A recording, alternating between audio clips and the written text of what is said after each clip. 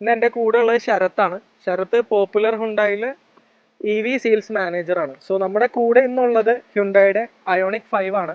Ionic 5ന്റെ ഒരു ചെറിയ customer experience ഞാൻ ഓൾറെഡി ചെയ്തിട്ടുണ്ടായിരുന്നു. അപ്പോൾ അതിൽ നമ്മൾ ഈ വണ്ടിയുടെ ഫീച്ചേഴ്സ് കാര്യങ്ങളൊന്നും അധികം എക്സ്പ്ലെയിൻ ചെയ്തിട്ടില്ല. സോ ഇന്ന് നമ്മൾ ഈ വണ്ടിയിലുള്ള കൂളായിട്ടുള്ള ഫീച്ചേഴ്സ് ഇതിൻ്റെ ഒരു കംപ്ലീറ്റ് വാക്ക് അറൗണ്ട് ആണ് ഷൂട്ട് ചെയ്യാൻ പോകുന്നത്. അപ്പോൾ ഒരുപാട് ഫീച്ചർ ലോഡഡ് ആയിട്ടുള്ളൊരു വാഹനമാണ്. എനിക്ക് ഇതെല്ലാം കൂടെ പറയാന്ന് പറഞ്ഞു കഴിഞ്ഞാൽ വളരെ ബുദ്ധിമുട്ടുള്ള ഒരു കാര്യമാണ്. കാരണം ചിലപ്പോൾ ഓർത്തിരുന്നൊന്നും വരില്ല. കാരണം ഈ ഒരു വിലക്ക് ഇത്രയും ഫീച്ചേഴ്സ് ഉള്ള ഒരു വാഹനം വേറെ ഉണ്ട് തോന്നുന്നില്ല. സോ അതുകൊണ്ടാണ് ഞാൻ ശരത്തിന്റെ ഹെൽപ്പ് ചോദിച്ചത്. സോ നമുക്ക് ആദ്യം തന്നെ വണ്ടിയുടെ ഫ്രണ്ട് പോർഷനിലേക്ക് വരാം. ഓവറോൾ നമ്മളൊരു ഡിസൈൻ നോക്കുമ്പോൾ ഒരു ബോക്സി ആയിട്ടുള്ള ഒരു ഡിസൈനാണ് കൊടുത്തിരിക്കുന്നത്. അത് ഹ്യുണ്ടായുടെ ഇതൊരു റെട്രോ ഡിസൈൻ എന്നാ പറയാ. ഹ്യുണ്ടായുടെ ഫസ്റ്റ് കാർ പോണി എന്ന് പറഞ്ഞിട്ടുള്ള കാർ. ജസ്റ്റ് നമ്മളൊന്ന് ഗൂഗിളിൽ അടിച്ചാൽ പോണി ആണ് ഹ്യുണ്ടായുടെ ഫസ്റ്റ് കാർ ഹ്യുണ്ടായി ചെയ്യുന്നത്. അതിനെ ഇൻസ്പയർഡ് ചെയ്ത ഡിസൈൻ ആണ് അയോണിക് 5. സോ ഒരു ഒരു കൺവെൻഷൻ നമുക്ക് കണ്ട് പരിചയമുള്ള നമുക്ക് അറിയാവുന്ന ടൈപ്പ് ഓഫ് ഒരു SUV-യുടെ ഒരു സ്റ്റാൻസിലാണ് ഇതിന്റെ ഡിസൈൻ ചെയ്തത്. എന്നാലും വളരെ ഒരു ഫ്യൂച്ചറിസ്റ്റിക് ആയിട്ടുള്ള ഫ്രണ്ട് കംപ്ലീറ്റ്ലി ക്ലോസ്ഡ് ഒക്കെ ഇങ്ങനെ ഒരു ഡിസൈൻ അധികം അങ്ങനെ കണ്ടിട്ടില്ല. ഇപ്പൊ നമ്മള് ഇപ്പൊ ഫ്രണ്ടില് നമുക്ക് ബോണറ്റില് ഹുണ്ടായുടെ വലിയൊരു ലോഗോ ഉണ്ട്. താഴേക്ക് നമ്മൾ വന്നു കഴിയുമ്പോ ഇവിടെ ഒരു ക്യാമറ. ഇനി ഹെഡ്ലൈറ്റിലാണ് ഒരു വ്യത്യാസം നമ്മൾ കാണുന്നത്. വളരെ ബോക്സ്ഡ് ആയിട്ട് പിക്സലേറ്റഡ് ആയിട്ടുള്ള രീതിയിൽ ഈ വെഹിക്കിളിന്റെ design complete pixel inspired design എന്ന് പറയുന്നത്. ഓരോരോ സ്ക്വയർ ബ്ലോക്സ് ഇൻസ്പയർഡ് ഡിസൈൻസ് ആണ്. സോ അത് നമുക്ക് DRLs കാണാം. ഇതിന്റെ സൈഡിലുള്ള ഈ ബ്ലാക്ക് പാനൽസിൽ വരെ ആ സ്ക്വയർ ബ്ലോക്സ് നമുക്ക് കാണാൻ പറ്റും. ഇത് പ്രൊജക്ടർ ഹെഡ്ലാമ്പ് കാര്യങ്ങൾ LED projector, pixelated LED dual projector headlamp, രണ്ടും പ്രൊജക്ടർ ആണ്. വളരെ പവർഫുൾ ആയിട്ടുള്ള ഒരു ലൈറ്റ്സ്. ഇത് LED ആക്സെന്റ് ആണ്. അതെ ലൈറ്റ്സ് ആണ്. അത് നമുക്ക് പാർക്ക് ലൈറ്റ്സ് ഓൺ ആകുമ്പോഴാണ് ഇത് ഓൺ ആയി കാണുന്നുണ്ടാവും. വേറെ പിന്നെ ഡീറ്റെയിൽ താഴേക്ക് ഇതാണ് അഡാസിന്റെ റഡാർ വരും. അഡാസിന്റെ റഡാർ ഇവിടെ വരും. റഡാസ് വരുന്നത് ഫ്രണ്ടിലും ബാക്കിലും ഓരോ റഡാസ് വരുന്നത്. ഫ്രണ്ട് റഡാസ് ഇവിടെ. പിന്നെ നമ്മുടെ സെൻസേഴ്സ് നമുക്ക് അവിടെ കാണാം. അതെ ഫ്രണ്ട് സെൻസേഴ്സ്. അതുപോലെ തന്നെ വേറെ ഇൻട്രസ്റ്റിംഗ് ആയിട്ടുള്ള ഒരു കാര്യം ഈ വെന്റ് ആക്റ്റീവ് എയർ ഫ്ലാപ്സ് എന്ന് തന്നെ പറയാം. സോ വെഹിക്കിൾ ഡ്രൈവ് ചെയ്യുന്ന സമയത്തും സ്റ്റാർട്ടിംഗിൽ നിൽക്കുമ്പോഴും ചാർജ് ചെയ്യുന്ന ടൈമിലൊക്കെ ഇത് മോട്ടറൈസ്ഡ് ആയിട്ട് ഓപ്പൺ ആവും. അതൊന്നും നമ്മള് വേറെ വണ്ടികളിലൊന്നും ഇത് ഓട്ടോമാറ്റഡ് ആണ്. ഓട്ടോമാറ്റിക് ആയിട്ട് ഓപ്പൺ ആവും. എയറോഡൈനാമിക്സ് കൂട്ടും. വെഹിക്കിളിന്റെ കുറച്ചും കൂടി ബാറ്ററി സിസ്റ്റംസ് ഒക്കെ കൂൾ ചെയ്യാൻ കുറച്ചും കൂടി ഹെൽപ്പ് ചെയ്യും. എയർ കൂളിംഗ്, എയറിന്റെ പാസേജ് നല്ല സ്ട്രീം ഉണ്ടാവും. സോ ഓവറോൾ വെഹിക്കിളിന്റെ എയറോഡൈനാമിക്സിനെ നന്നായിട്ട് അഫക്ട് ചെയ്യുന്നത്. ഇത്രയാണ് അപ്പൊ നമുക്ക് ഫ്രണ്ടിലുള്ളത്. പിന്നെ നമുക്ക് 3 കളേഴ്സ് ആണ് ആക്ച്വലി അവൈലബിൾ ആയിട്ടുള്ളത്. വൈറ്റ്, ബ്ലാക്ക്, പിന്നെ ഈ കളർ. ഇതിന്റെ ഗ്രാവിറ്റി ഗോൾഡ് മാറ്റ്. ഇത് ആക്ച്വലി നമ്മൾ നോക്കിക്കഴിഞ്ഞാൽ സിൽവർ ആണോന്ന് വെച്ചാൽ സിൽവർ ആണ്. എന്നാൽ ചില ടൈമിൽ ലൈറ്റ് വരുമ്പോഴത്തേക്ക് ഒരു ചെറിയ നമുക്ക് സന്ധ്യസമയത്തോ അല്ലെങ്കിൽ ഒരു ചെറിയൊരു ഗോൾഡൻ ഷെയ്ഡ് നമുക്ക് ഇതിനകത്ത് ഫീൽ ചെയ്യുന്നുണ്ട്. ഒരു ഡ്യുവൽ ടോൺ പോലെ നമുക്ക് ഫീൽ ചെയ്യും, ഡ്യുവൽ ഷെയ്ഡ് പോലെ. ഈ വണ്ടിയുടെ ഡയമെൻഷൻ വൈസ് ആക്ച്വലി ഞാൻ വളരെ സർപ്രൈസ്ഡ് ആയിരുന്നു. കാരണം വീഡിയോയിലും ഫോട്ടോയിലൊക്കെ കണ്ടപ്പോൾ നമുക്കൊരു ചെറിയ വണ്ടിയായിട്ടേ തോന്നുള്ളൂ. ഒരുപാട് വലിപ്പം തോന്നില്ല. മേ ബി ഒരു i20യുടെ ഒക്കെ വലിപ്പമാണ് വീഡിയോസിൽ കാണുമ്പോൾ നമുക്ക് തോന്നുന്നെങ്കിലും നേരിട്ട് കണ്ടപ്പോൾ സത്യം പറഞ്ഞു കഴിഞ്ഞാൽ ഞാൻ ഞെട്ടിപ്പോയി. കാരണം അത്രയ്ക്ക് നീട്ടവും വീതിയാണ്. എസ്പെഷ്യലി വീതി വൈസ് തന്നെ നോക്കിക്കഴിഞ്ഞാൽ എൻ്റെ ഈ 2 കൈ നീട്ടി വെക്കുന്ന അത്രയും വൈഡ് ആയിട്ടുള്ളൊരു വണ്ടിയാണ്. ഫോട്ടോയിലൊന്നും നമുക്കത് തോന്നില്ല. അത്യാവശ്യം നല്ല ഹൈറ്റും കാര്യങ്ങളും ഉണ്ട്. എൻ്റെ ഹൈറ്റ് ഏകദേശം എൻ്റെ ഈ ഒരു ലെവൽ വരെ വണ്ടിക്ക് ഹൈറ്റ് വരുന്നുണ്ട്. ഓക്കെ, ഇനി നമ്മൾ ഇതിൻ്റെ ഈ ഫ്രണ്ട് പോർഷനിലേക്ക് വരുമ്പോഴത്തേക്കും 2 വൈപ്പേഴ്സ് ഉണ്ട്. ഒരെണ്ണം വലുതും ഒരെണ്ണം ചെറുതുമാണ്. പിന്നെ എന്താണ് വളരെ വൈഡർ ആയിട്ടുള്ള വിൻഷീൽഡ് ആണ്. സോ അതുപോലെ തന്നെ അതുകൊണ്ട് തന്നെ ആ പൊസിഷനിൽ നമ്മൾ സീറ്റിംഗ് പൊസിഷനിൽ ഇരിക്കുമ്പോൾ തീരെ ബ്ലൈൻഡ് സ്പോട്ട്സ് ഇല്ല. റോഡ് വിസിബിലിറ്റി ഭയങ്കര വിസിബിലിറ്റി ആണ്.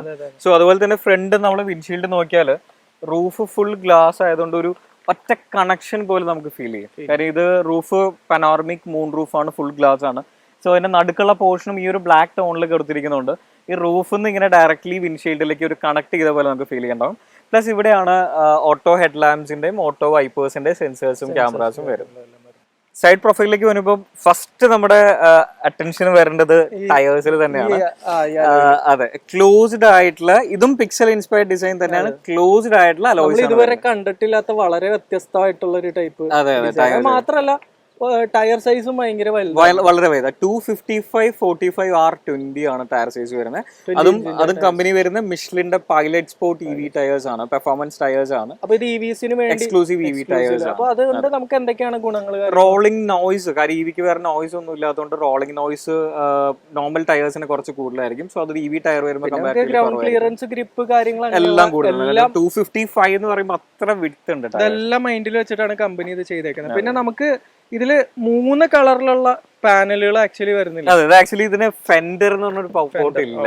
ഒരു ബോണറ്റ് തന്നെയാണ് ഫെൻഡർ ആയിട്ട് ഇന്റഗ്രേറ്റ് ചെയ്ത് വന്നിരിക്കുന്നത്. പിന്നെ നമുക്ക് ഇവിടെ ഒരു ഗ്രേ കളർ ഡീറ്റെയിൽസ് ഉണ്ട്.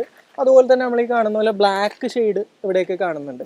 പിന്നെ അതും എയറോഡൈനാമിക്സ് കൂട്ടാൻ വേണ്ടിയിട്ടാണ് ക്ലോസ്ഡ് ആക്കിയിരിക്കുന്നത്. സോ പിന്നെ നമ്മൾ സൈഡിലേക്ക് വരുമ്പോഴത്തേക്കും നമുക്ക് നമ്മുടെ മിറേഴ്സ് കാണാം. അത് തന്നെ 360 ക്യാമറാസ് വരുന്നതാണ്. സോ അതിന്റെ ക്യാമറാസ് 2 മിറേഴ്സിൽ ഇൻഡിക്കേറ്റേഴ്സ് ആണെങ്കിലും ശ്രദ്ധിച്ചാൽ പിക്സൽ ഇൻസ്പയർഡ് ആയിട്ടുള്ള ബ്ലോക്സ് തന്നെയാണ് എല്ലാം. അത് നമുക്ക് എല്ലാ വെഹിക്കിളിന്റെ ആദ്യം തൊട്ട് അവസാനം വരെ എല്ലാത്തിലും നമുക്ക് അത് കാണാം. പിന്നെ നമുക്ക് കുറച്ച് ലൈനുകൾ അത് ശ്രദ്ധിച്ചാല് ഇസഡ് ഷേപ്പ്ഡ് ആണ് ക്യാരക്ടർ ലൈൻ വരുന്നത്. കറക്റ്റ്ലി നമ്മളൊരു ഇസഡ് ഷേപ്പ് പറയുന്നത് പറഞ്ഞപ്പോഴാണ് ശരിക്കും പറഞ്ഞാൽ നമ്മള് ദൂരെ ഒരു വൈഡ് ആയിട്ട് നോക്കുമ്പോൾ കറക്റ്റ് ഒരു ഇസഡ് ഷേപ്പിലാണ് കട്ടിങ് എല്ലാം വരുന്നത്. ഇത് ഭയങ്കര പ്രൊജക്ഷൻസ് ഒന്നുമില്ല, വളരെ നീറ്റാണ്, സ്ലീക്ക് ആണ്, പക്ഷെ വളരെ എയറോഡൈനാമിക് ആണ് ഡിസൈൻ. പിന്നെ വിൻഡോസ് ഒക്കെ വളരെ ഉള്ളിലിരിക്കുമ്പോൾ ബാക്ക് സീറ്റ്സിലാണെങ്കിൽ പോലും ഉള്ളിലിരിക്കുന്നവർക്ക് ഭയങ്കര വിസിബിലിറ്റി ഉണ്ട്. നല്ലൊരു റൂമി ഫീൽ ആണ് ഉള്ളിലേക്ക്. പിന്നെ ഡോർ ഹാൻഡിൽസ് നമുക്ക് വരുന്നത് അകത്തേക്ക് ഫ്ലാഷ് ഡോർ ഹാൻഡിൽസ് ആണ് വരുന്നത്. Door handle so lock unlock ചെയ്ത് കഴിയുമ്പോൾ വീക്കിൽ ഹാൻഡിൽ ഇങ്ങനെ പോപ്പ് ഔട്ട് ചെയ്തിരിക്കും. നമ്മൾ സെന്റർ ലോക്ക് ചെയ്യുമ്പോഴും വീക്കിൽ ലോക്ക് ചെയ്ത് കഴിയുമ്പോഴത്തേക്കും ഓട്ടോമാറ്റിക്കായിട്ട് എയറോഡൈനാമിക്സ് ഹെൽപ്പ് ചെയ്യും. പിന്നെ കീലെസ് എൻട്രി ആണ്, of course just button key കയ്യിലുണ്ടായാൽ മതി. വേറെ പിന്നെ ഈ സൈഡിൽ കുറച്ച് ഡീറ്റെയിൽ എലമെന്റ്സ്. പിന്നെ നമുക്ക് വരുന്നത് നമ്മുടെ ചാർജിംഗ് ഇതും ആക്ച്വലി മോട്ടറൈസ്ഡ് ആണ്. വീക്കിൽ അൺലോക്ക് ആണെങ്കിൽ ജസ്റ്റ് ഈ പോർഷൻ നമ്മളൊന്ന് പ്രസ് ചെയ്ത് വിട്ടാൽ ചാർജിംഗ് ഡോക്ക് ഓട്ടോമാറ്റിക്കായിട്ട് മോട്ടറൈസ്ഡ് ആണ്. അപ്പൊ നമ്മൾ എന്തായാലും ഇവിടെ വന്ന സ്ഥിതിക്ക് ഇതിനകത്തേക്ക് ജസ്റ്റ് നോക്കിക്കോളാം. നമ്മുടെ CCS Type 2 ചാർജേഴ്സ് ആണ്, പോർട്ട് കാണാൻ സാധിക്കും. നമ്മുടെ വീട്ടിൽ കണക്ട് ചെയ്യുന്ന AC ഇവിടെ പബ്ലിക് ചാർജറുള്ള DC ഇത് രണ്ടും കൂടി ഒരുമിച്ചുള്ള ഗണ്ണ വരും. അതുപോലെ എന്റെ ചാർജ് സ്റ്റാറ്റസ് കാര്യങ്ങളൊക്കെ നമുക്ക് കാണാൻ സാധിക്കും. മാത്രമല്ല 350 വാട്ടിന്റെ ഫാസ്റ്റ് ചാർജിങ് സപ്പോർട്ട് വരുന്ന ഒരു വാഹനമാണ്. പിന്നെ വരുന്നത് ഇതിന്റെ ബ്രദർ ആയിട്ടുള്ള Kia EV6 ആണ്. 350 കിലോവാട്ട് കിട്ടിക്കഴിഞ്ഞാൽ 18 മിനിറ്റ്സ് കൊണ്ട് 0 to 80% വരെ ചാർജ് ആക്കാം. നമുക്ക് ഇപ്പൊ 350യുടെ ചാർജേഴ്സ് ഒന്നും നമ്മുടെ ഓൾ ഇന്ത്യയിൽ എനിക്ക് തോന്നുന്നു 1-2 ചാർജേഴ്സേ ഉള്ളൂ. കേരളത്തിൽ നമ്മൾ നോക്കിയാൽ 250യുടെ ഒരു ചാർജ് ഉണ്ട്. അതിൽ 21 മിനിറ്റ്സ് മതി 0 to 80%. 21 മിനിറ്റ്സ് കൊണ്ട് 0 to 80%. നമ്മളൊരു ചായ കുടിച്ച് വരുന്ന ടൈം ബില്ല് കൊടുക്കുന്ന സമയം കൊണ്ട് 80% ചാർജ് ആയിട്ടുണ്ടാവും. ഇത് നമ്മൾ ജസ്റ്റ് ഒന്നെങ്കിൽ അങ്ങനെ അല്ലെങ്കിൽ ജസ്റ്റ് ക്ലോസ് പ്രസ് ചെയ്ത് കഴിഞ്ഞാൽ മോട്ടറൈസ്ഡ് ആയിട്ട് ക്ലോസ്. കുറെ കൂൾ ആയിട്ടുള്ള ഫീച്ചേഴ്സ് കാര്യങ്ങളൊക്കെ. ഇത് നമുക്ക് സെയിം തന്നെ റിമോട്ടില് ഈ ഡോർ ഓപ്പൺ ചെയ്യാം, വോയിസ് കമാൻഡ് വഴി ചാർജർ ഡോർ ഓപ്പൺ ചെയ്യാം, ക്ലോസ് ചെയ്യാം. ഓക്കെ, അപ്പൊ ഇനി നമുക്ക് അയോണിക് 5ന്റെ ബാക്ക് പോർഷനിലേക്ക് വരാം.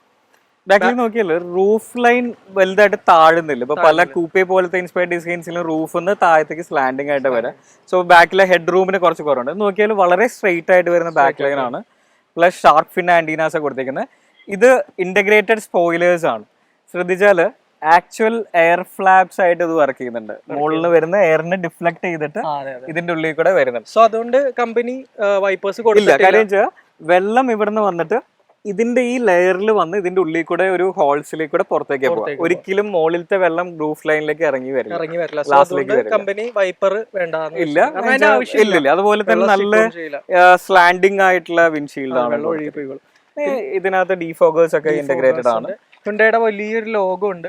പിന്നെ ഇവിടെ എവിടെ നോക്കിയാലും നമുക്ക് കുറെ പിക്സലുകൾ കാണാം. നമ്മുടെ ടെയിൽ ലാമ്പിന്റെ ലൈറ്റ് ആണെങ്കിലും ഇൻഡിക്കേറ്റേഴ്സ് ആണെങ്കിലും എല്ലാം ആ പിക്സലിൽ തന്നെയാണ് കൊടുത്തിരിക്കുന്നത്. പിന്നെ അയോണിക് 5 എന്ന് ഇവിടെ ബാഡ്ജിങ് വൈറ്റ് കളറിൽ ഈ അറ്റം തൊട്ട് ആ അറ്റം വരെ കണക്ട് ചെയ്യുന്ന ഒരു ചെറിയൊരു റെഡ് ലൈൻ കാര്യങ്ങൾ കൊടുത്തിട്ടുണ്ട്. ബ്രേക്ക് ലൈറ്റ്സിൽ ഹൈ മൗണ്ടഡ് ലൈറ്റ്സും വരുന്നുണ്ട്. പിന്നെ നമുക്ക് താഴെ 360 അല്ല, നമ്മുടെ അതിന്റെ ഭാഗമായിട്ടുള്ള റിവേഴ്സ് ക്യാമറ നമുക്ക് കാണാൻ പറ്റുന്നുണ്ട്.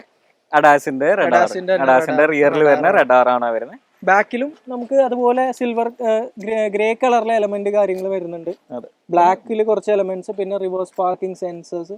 അതുപോലെ തന്നെ ഇവിടെ ഒരു ഫ്ലാപ്പ് പോലെ കാണുന്നുണ്ട്. ഇത് ആക്ച്വലി ഓപ്പൺ ആവും? ഇല്ല, ഇത് ഒരു ഡിസൈൻ ക്യാരക്ടർ ആണ്. പിന്നെ അതുപോലെ ഇതിന്റെ മോട്ടർ വന്നിട്ട് ബാക്ക് സൈഡിലാണ്, ഇത് റിയറിലാണല്ലോ ഡ്രൈവ് വരും.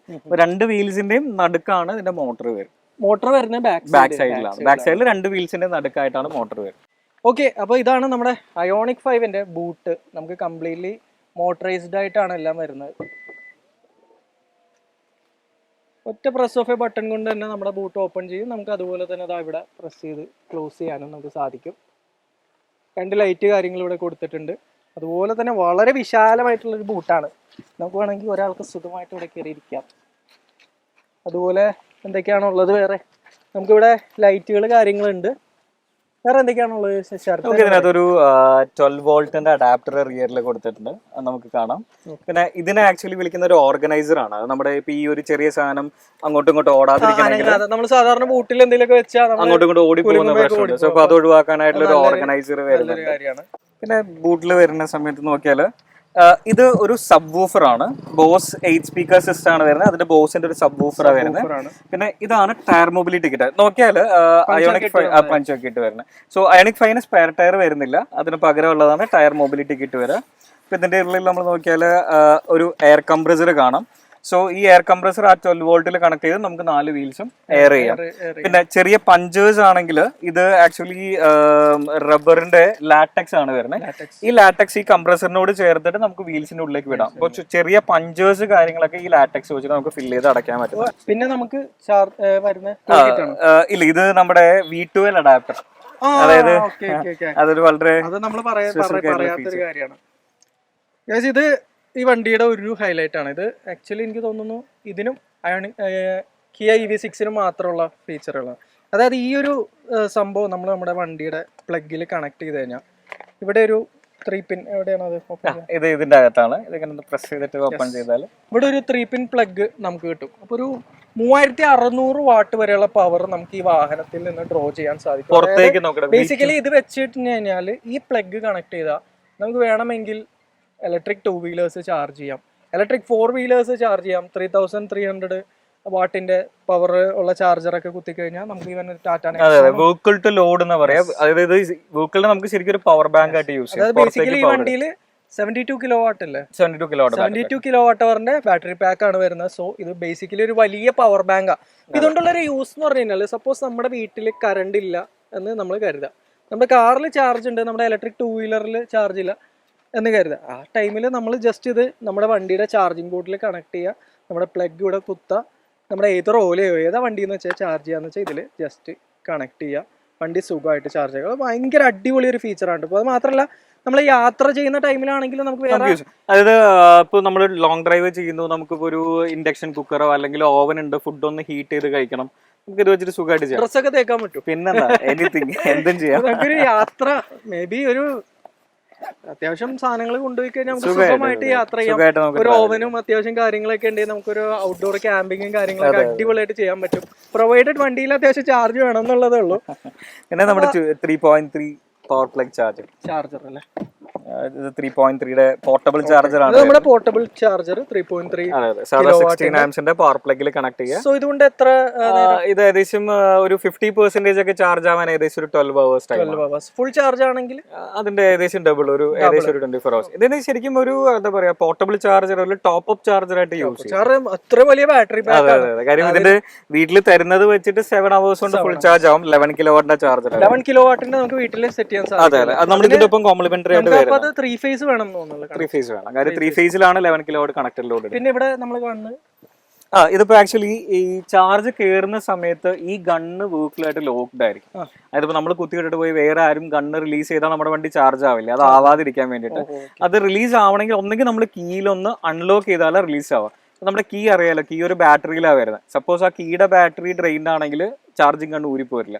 ആ സമയത്ത് നമുക്ക് മാനുവലി ഇത് തിരിച്ചിട്ട് ലോക്ക് വലിച്ചാൽ മേ ബി നമ്മുടെ ചാർജർ ഇൻ കേസ് എന്തെങ്കിലും ലോക്ക് ആയി കഴിഞ്ഞാൽ നമുക്ക് ഇത് മാനുവലി റിലീസ് ചെയ്ത് നല്ലൊരു സംഭവം തന്നെയാണ്. പിന്നെ കംപ്ലീറ്റ്ലി മോട്ടറൈസ്ഡ് ആണ് നമ്മൾ പറഞ്ഞതുപോലെ ഇവിടെ, അല്ലെങ്കിൽ നമുക്ക് മാനുവലി അടക്കാം. പിന്നെ ഇതിനകത്ത് തന്നെ നമുക്ക് ലെവലും സെറ്റ് ചെയ്യാം. പിന്നെ ആന്റി പിഞ്ച് ഉണ്ട്. സപ്പോസ് നമുക്ക് എന്തെങ്കിലും ഒബ്ജക്ഷനോ എന്തെങ്കിലും വന്നു കഴിഞ്ഞാൽ, അതായത് ഇപ്പൊ ഏതെങ്കിലും കുട്ടികളോ വല്ലതും പെട്ടെന്ന് നമ്മൾ തട്ടി തിരിച്ച് ഓപ്പൺ ആയി പോകും. ഒറ്റ പുഷ് ഓഫ് ബട്ടണിൽ നമുക്ക് ഇനിയിപ്പോ ഇവിടം വരെ മതിയെങ്കിൽ നമുക്ക് ഇതിന്റെ പൊസിഷൻ സേവ് ചെയ്യാൻ സാധിക്കും. മോഡിലേക്ക് പോകേണ്ട ലിമിറ്റ് ഒക്കെ നമുക്ക് ഇത്രേ ഉള്ളൂ. പുറമേയുള്ള ഡിസൈനും കാര്യങ്ങളല്ല അല്ലേ. അപ്പൊ നമുക്ക് ഡോറിന്ന് നോക്കാം. ആക്ച്വലി ഇപ്പൊ ഡോറിൽ നമ്മൾ നോക്കുകയാണെങ്കിൽ ഒരു ഓഫ് വൈറ്റ് അല്ലെങ്കിൽ ഒരു ചെറിയ ഗ്രേ ഷെയ്ഡില് വീഗൻ ലെതറാണ് അവർ യൂസ് ചെയ്തിരിക്കുന്നത്. ഇത് കംപ്ലീറ്റ്ലി നമുക്ക് വാഷബിൾ ആണ്. പെട്ടെന്ന് മുഷിയുമെന്ന് നമുക്ക് തോന്നും, പക്ഷെ നമുക്ക് സുഖമായിട്ട് ഇത് വാഷ് ചെയ്തെടുക്കാം. ഇവിടെ ട്വീക്കേഴ്സ് ഉണ്ട്. അതുപോലെ തന്നെ ബോസിന്റെ ഓഡിയോ സിസ്റ്റം വരുന്നുണ്ട്, അതിന്റെ സ്പീക്കർ ഉണ്ട്. ബോട്ടിൽ ഹോൾഡർ കാര്യങ്ങൾ വരുന്നുണ്ട്. ഇവിടെ കണ്ടോ ആ പിക്സലിൻ്റെ ഒരു ചെറിയ ഡീറ്റെയിൽ കാര്യങ്ങളൊക്കെ കൊടുത്തിട്ടുണ്ട്.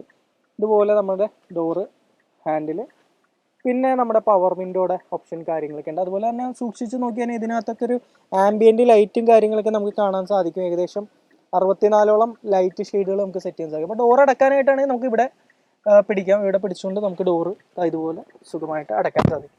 സോ 6 എയർ ബാഗുകൾ ഈ വാഹനത്തിൽ വരുന്നുണ്ട്. ഇതാ എയർ ബാഗ് എന്നൊക്കെ ഇവിടെ എഴുതിയിട്ടൊക്കെ ഉണ്ട്. ഇവിടെയും ഒരു ലെതറൈസ്ഡ് ഫിനിഷാണ്, ഒരു ഗ്രേ കളറാണ്. AC വെൻസ് കാര്യങ്ങളൊക്കെ ഇവിടെ കൊടുത്തിട്ടുണ്ട്. കുറച്ച് ഡീറ്റെയിലിങ് കാര്യങ്ങളൊക്കെ ഉണ്ട്. അതുപോലെ തന്നെ ഇതിൻ്റെ ഒരു ഡ്രോയർ ഇങ്ങനെ വലിച്ച് പുറകോട്ട് തുറക്കുന്ന ടൈപ്പ് ഒരു ഡ്രോയറാണ്. നല്ല ഒരു വ്യത്യസ്തമായിട്ടുള്ള ടൈപ്പ് ഡ്രോയറാണ്. അവിടെ നിന്ന് നമ്മൾ റൈറ്റിലേക്ക് വരുമ്പോഴത്തേക്കും ഇവിടെ ആയിട്ട് ട്രാൻസ്മിഷൻ ടണലോ കാര്യങ്ങളോ ഒന്നുമില്ല. അത് ഈ വണ്ടിയുടെ ഒരു വലിയ പ്രത്യേകതയാണ്. അതുകൊണ്ട് നമുക്ക് ഒരുപാട് സ്പേസ് ഉണ്ട്, ഒരുപാട് സാധനങ്ങൾ വെക്കാൻ സാധിക്കും. ഇപ്പോൾ നമ്മൾ ഈ ഒരു പോർഷനിലേക്ക് വരുമ്പോൾ നമുക്ക് ഇവിടെ 2 ഡിസ്പ്ലേകൾ വരുന്നുണ്ട്. സെൻട്രലി നമ്മുടെ ടച്ച് സ്ക്രീൻ ഇൻഫോർടൈൻമെന്റ് സിസ്റ്റം, അവിടെ നമ്മുടെ ഇൻസ്ട്രുമെന്റ് ക്ലസ്റ്റർ, നമ്മുടെ വണ്ടിയുടെ സകലമായ ഡീറ്റെയിൽ 12.5 ഇഞ്ച് വരുന്ന 2 ഡിസ്പ്ലേസ് ആണ് വരുന്നത്. സോ ഇപ്പം ഇതിനകത്താണ് നമ്മൾ പറഞ്ഞത് നമ്മുടെ മീഡിയ ഇൻഫോർടൈൻമെന്റ്സ് എല്ലാം ഇതിനകത്താണ് വരുന്നത്. ഡ്രൈവ് ഇൻഫർമേഷൻസ് കാര്യങ്ങൾ ഉൾപ്പെടെ എല്ലാം ഇതിനകത്തൊക്കെയാണ്. സോ ഇതിപ്പോൾ ഫസ്റ്റ് നമ്മുടെ ഹിണ്ടായിന്ന് ഇപ്പോൾ വന്നിരിക്കുന്ന നോട്ടിഫിക്കേഷൻ ആണ്. ഇന്ന് ഇൻഡിപെൻഡൻസ് ഡേ ആയിട്ട് ഹിണ്ടായിന്ന് നമുക്ക് തന്നിട്ടുള്ള വിഷാണ് ഈ കാണുന്നത്. സോ ഇതാണ് ഇതിന്റെ ഹോം സ്ക്രീൻ വരുന്നത്.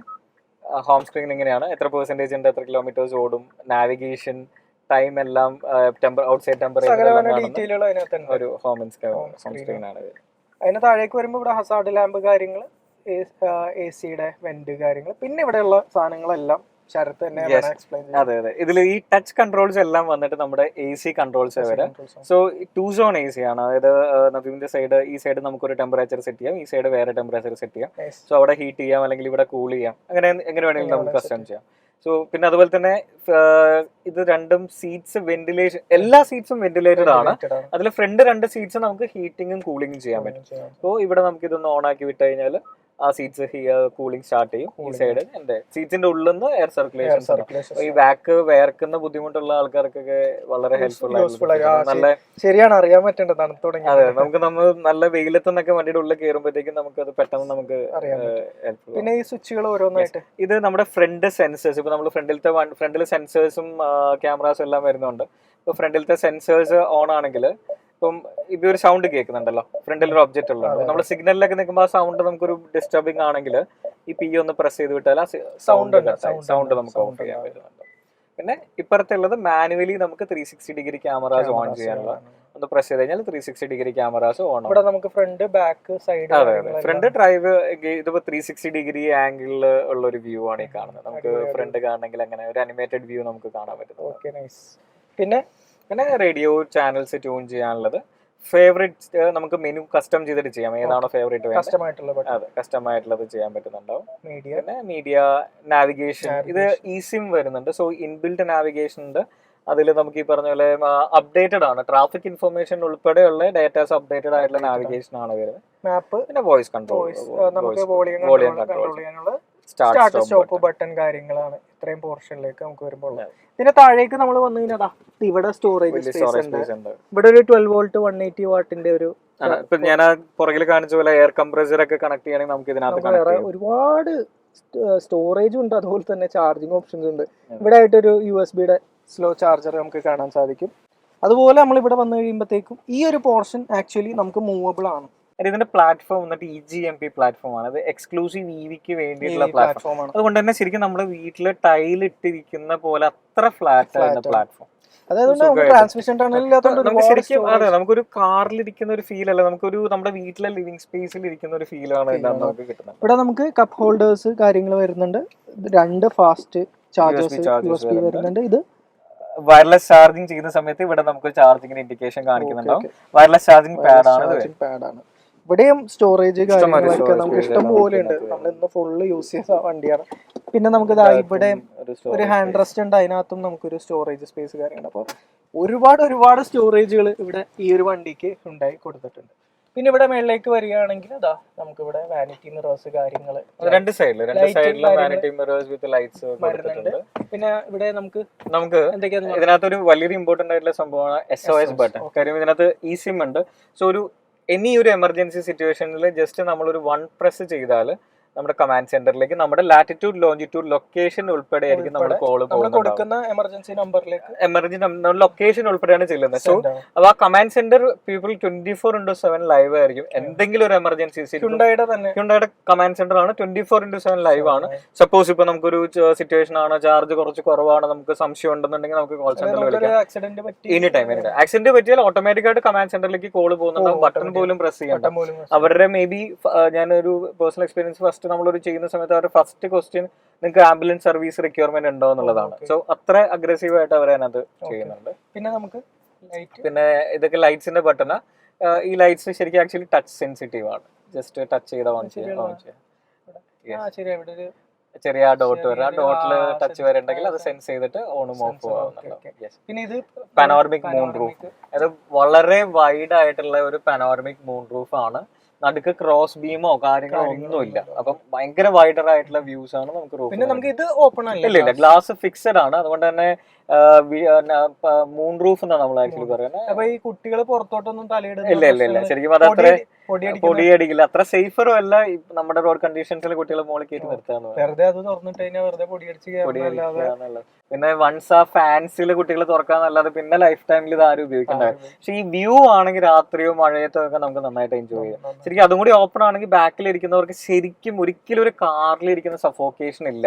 കാര്യം വിൻഡോസ് ഒക്കെ അത്ര വൈഡറാ. ഈ റൂഫ് ഒക്കെ ഓപ്പൺ ആണെങ്കിൽ ശരിക്കും ഭയങ്കര എയറിയാണ് ഇതിന്റെ ക്യാബിൻ വരെ. ഓക്കെ, ഒരു സിംഗിൾ ബട്ടൺ പ്രസ്സിൽ ഈ സീറ്റ്സ് രണ്ടും നമുക്കൊരു 0 ഗ്രാവിറ്റി മോഡിലേക്ക് ആക്കാം, സ്ലീപ്പിംഗ് ആംഗിളിലേക്ക്. അതിന്റെ ബട്ടൺ ഇവിടെയുണ്ട്, ആ സൈഡിലുണ്ട്. ഇവിടെയുള്ളത് ഞാനിപ്പോ ഒന്ന് പ്രസ് ചെയ്ത് വിടാം.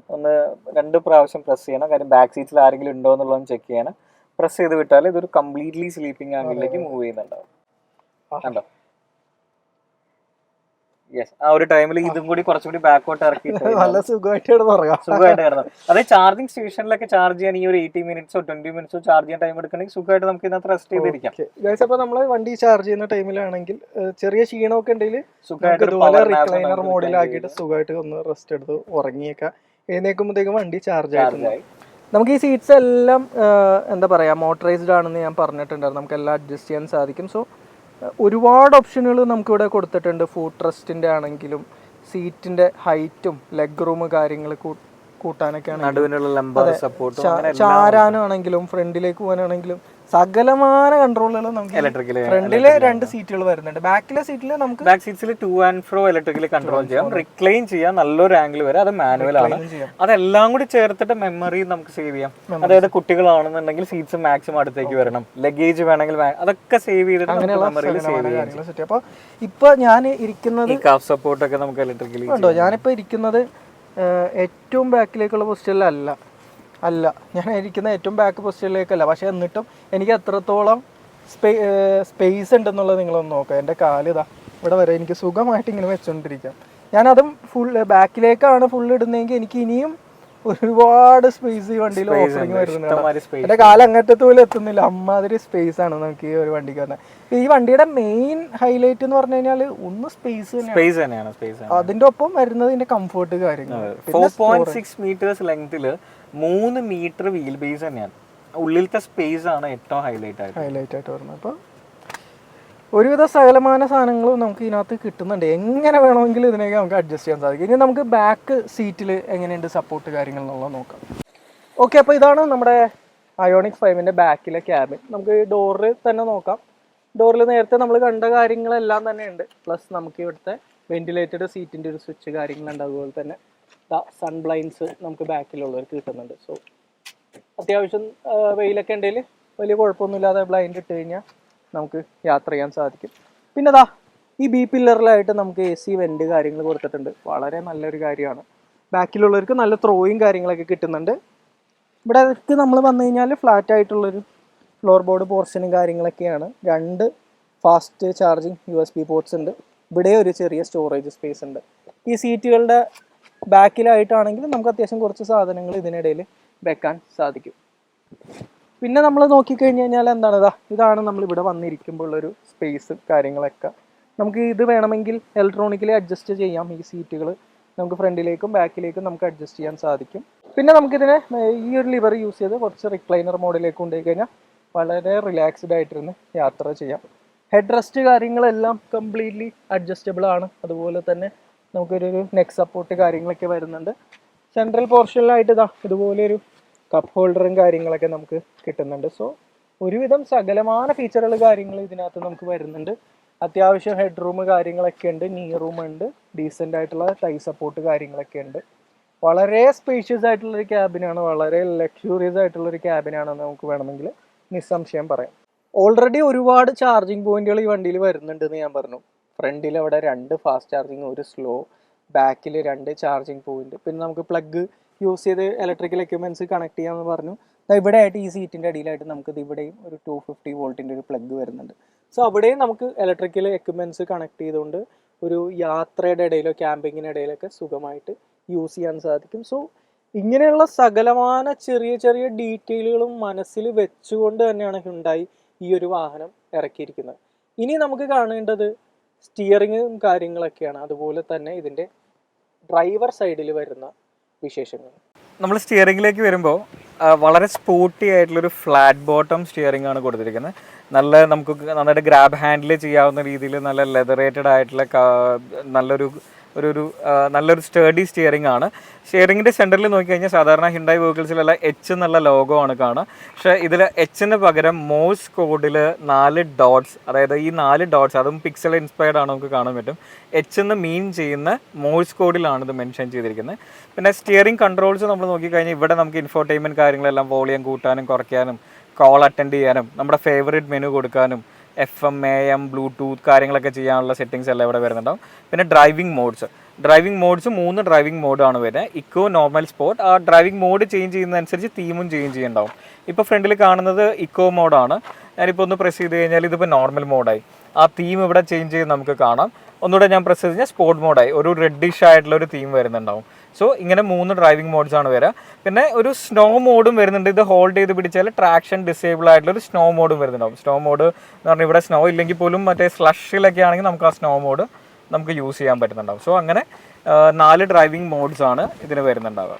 പിന്നെ ഈ സൈഡിൽ നോക്കുവാണെങ്കിൽ ഇത് അഡാസ് ഉള്ളതുകൊണ്ട് അഡാപ്റ്റീവ് ക്രൂയിസ് കൺട്രോൾ കാര്യങ്ങളെല്ലാം ഈ വെഹിക്കിളിൽ വരുന്നുണ്ട്. സോ ക്രൂയിസ് കൺട്രോളിൻ്റെ ബട്ടണാണ് ഇവിടെ വരിക.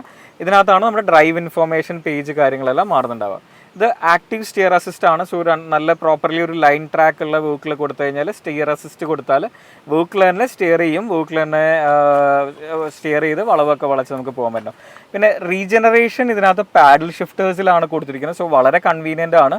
റീജനറേഷൻ എന്ന് വെച്ചാൽ ആക്സിഡൻറ്റ് കാലെടുക്കുമ്പോൾ തിരിച്ച് ബാറ്ററിയിലേക്കും ചാർജ് കയറുന്നതിൻ്റെ ഇൻറ്റൻസിറ്റീനെ നമുക്കിവിടെ കൺട്രോൾ ചെയ്യാം. അതായത് വളരെ സിമ്പിളായിട്ട് പറയുകയാണെങ്കിൽ ഒരു 1 പെഡൽ ഡ്രൈവിംഗ് വളരെ കൺവീനിയൻ്റ് ആയിട്ട് നമുക്ക് ഹ്യുണ്ടായിൽ നമുക്ക് ചെയ്യാം, അയോണിക് 5 ചെയ്യാം. അതിനാണ് ഈ പാഡൽ ഷിഫ്റ്റേഴ്സ് കൊടുത്തിരിക്കുന്നത്. പിന്നെ ഇവിടെ നമ്മൾ കംപ്ലീറ്റ് പ്ലെയിൻ ആയതുകൊണ്ട് ഇതിൻ്റെ ഗിയർ ഷിഫ്റ്റേഴ്സ് എവിടെയെന്ന് നമുക്കൊരു സംശയം ഉണ്ടാവും. കാര്യം ഇവിടെ ഒന്നും ഇല്ല, അത് നമ്മൾ ഇവിടെയാണ് കൊടുത്തിരിക്കുന്നത്. സോ ഷിഫ്റ്റ് ബൈ വയർ എന്നാണ് നമ്മളിതിനെ പറയുക. അതായത് മെക്കാനിക്കലായിട്ടുള്ള ഗിയറിംഗ് സിസ്റ്റംസ് ഒന്നുമില്ല. നമുക്കിവിടെ നോക്കിയാൽ PRND എന്നുള്ളത് കാണാം. ഇത് ബ്രേക്ക് ചെയ്തിട്ട് ജസ്റ്റ് ഇങ്ങനെ ട്വിസ്റ്റ് ചെയ്ത് കഴിഞ്ഞാൽ ഡ്രൈവിലേക്കാവും, താഴത്തേക്ക് ആക്കിയാൽ റിവേഴ്സ് ആവുന്നുണ്ടാവും.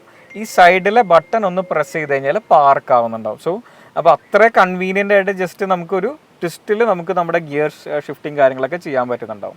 പിന്നെ അതിൻ്റെ മുകളിൽ ഈ ലിവറാണ് നമ്മുടെ ഇൻഡിക്കേറ്റേഴ്സ്, ഹെഡ്ലൈറ്റ്സിനൊക്കെ വരിക. ഇൻഡിക്കേറ്റർ ചെയ്യുന്ന സമയത്ത് ബ്ലൈൻഡ് സ്പോട്ട് ക്യാമറാസ് ആക്റ്റീവായിട്ട് വരും. ഇപ്പോൾ ഞാൻ ലെഫ്റ്റിലേക്ക് ഇൻഡിക്കേറ്റർ ഇട്ടപ്പോൾ ലെഫ്റ്റ് സൈഡിലെ ക്യാമറാസ് ആക്റ്റീവായി.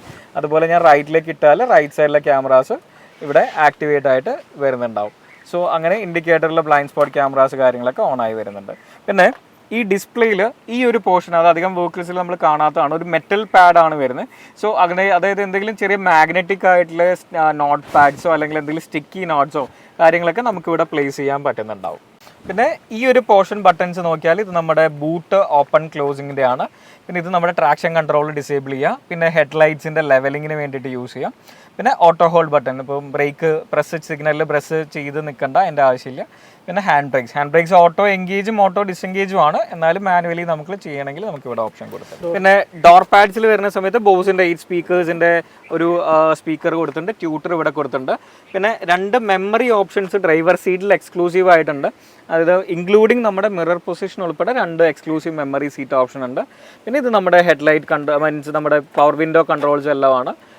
പവർ വിൻഡോ ഫോൾഡ് ചെയ്യാനായിട്ടുള്ളതും പിന്നെ window up down, child lock, അങ്ങനത്തെ കാര്യങ്ങളെല്ലാം ഇവിടെ വരുന്നുണ്ടാവും.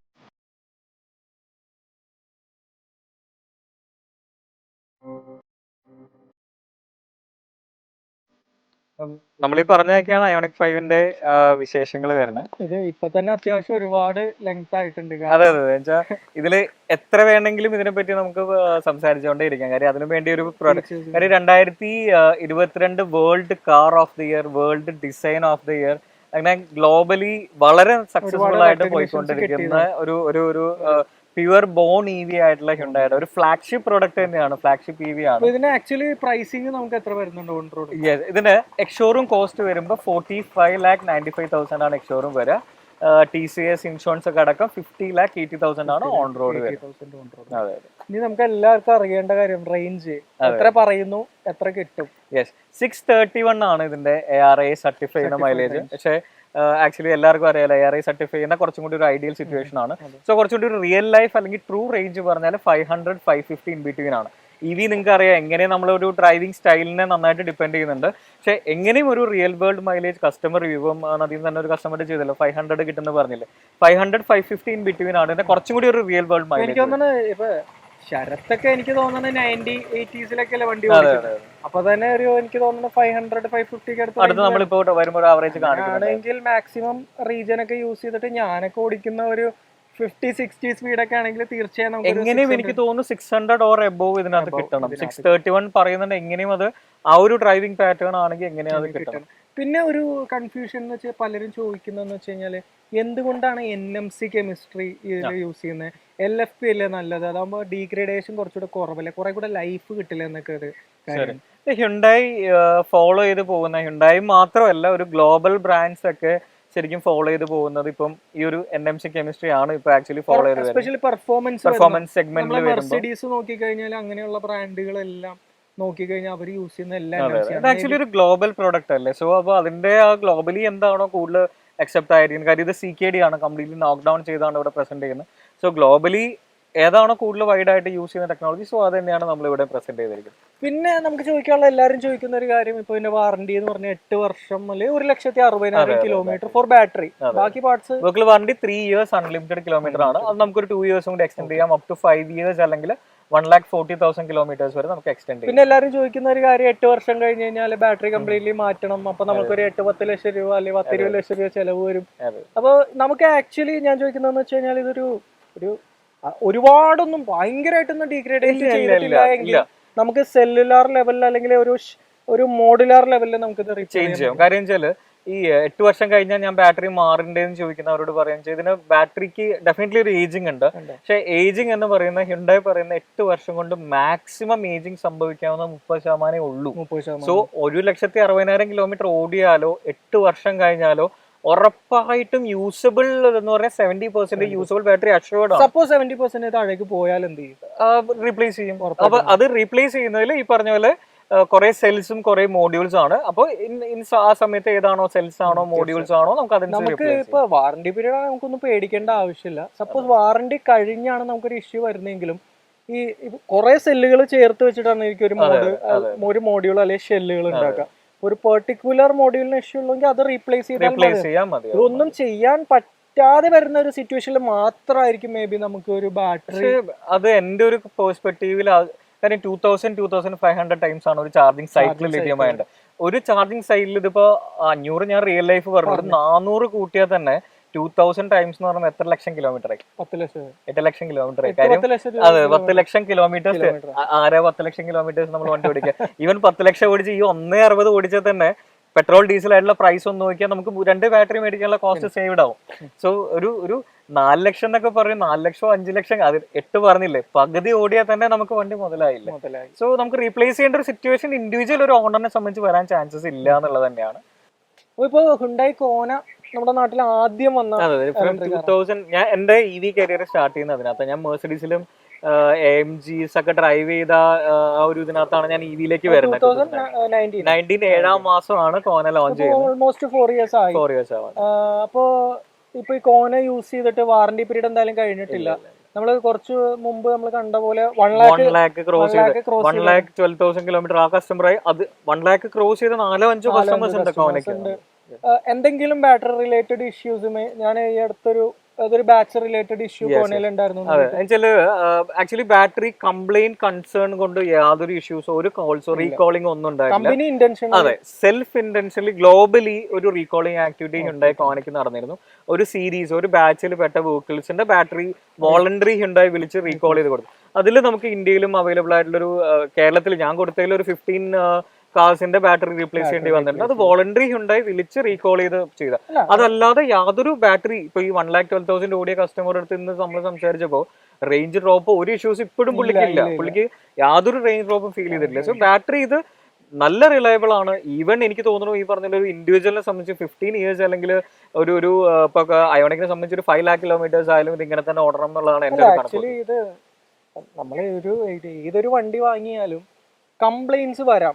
ബട്ട് അത് ഒരു കമ്പനി എങ്ങനെ സോർട്ട് ഔട്ട് ചെയ്യുന്നു അല്ലെങ്കിൽ ഒരു കസ്റ്റമറോട് എങ്ങനെ ബിഹേവ് ചെയ്യുന്നു എന്നുള്ളതിൽ വരാം. അപ്പൊ ഈ ഇപ്പൊ പറഞ്ഞ പോലെ ഒരു റീകോൾ വന്നപ്പോഴത്തേക്കും കമ്പനി ഇന്റൻഷനലി കസ്റ്റമേഴ്സിന് വിളിച്ച് ബാറ്ററി റീപ്ലേസ് ചെയ്ത് കൊടുക്കാന്ന് പറഞ്ഞാൽ അത് വലിയൊരു സംഭവമാണ്. കാരണം ഞങ്ങളെല്ലാവരും EVs യൂസ് ചെയ്യുന്ന ആളുകളാണ്. ഞങ്ങൾക്കറിയാം ഞങ്ങളുടെ ബ്രാൻഡിന്റെ വണ്ടിയിൽ ഒരു സർവീസ് കിട്ടണമെങ്കിൽ അല്ലെങ്കിൽ ഒരു ഇഷ്യൂ വന്നതിന് എത്രത്തോളം അതിന്റെ പുറകെ നടക്കണം എന്നുള്ളത്. അപ്പൊ അത് തീർച്ചയായും ഹ്യുണ്ടായി ചെയ്ത് കൊടുത്തത് ഒരു നല്ല കാര്യമാണ്. അത് ഇനിയും ഡെഫിനറ്റ്ലി ഹ്യുണ്ടായി ആക്ച്വലി ഒരു കമ്മിറ്റ്മെന്റ് കീപ്പ് ചെയ്യുന്നുണ്ട്. അത് ഇനീഷ്യൽ ബയേഴ്സിനോ ഡെഫിനറ്റ്ലി ഒരു കമ്മിറ്റ്മെന്റ് കീപ്പ് ചെയ്യുന്നത് നമ്മൾ ചെയ്തു കൊടുക്കുന്നു.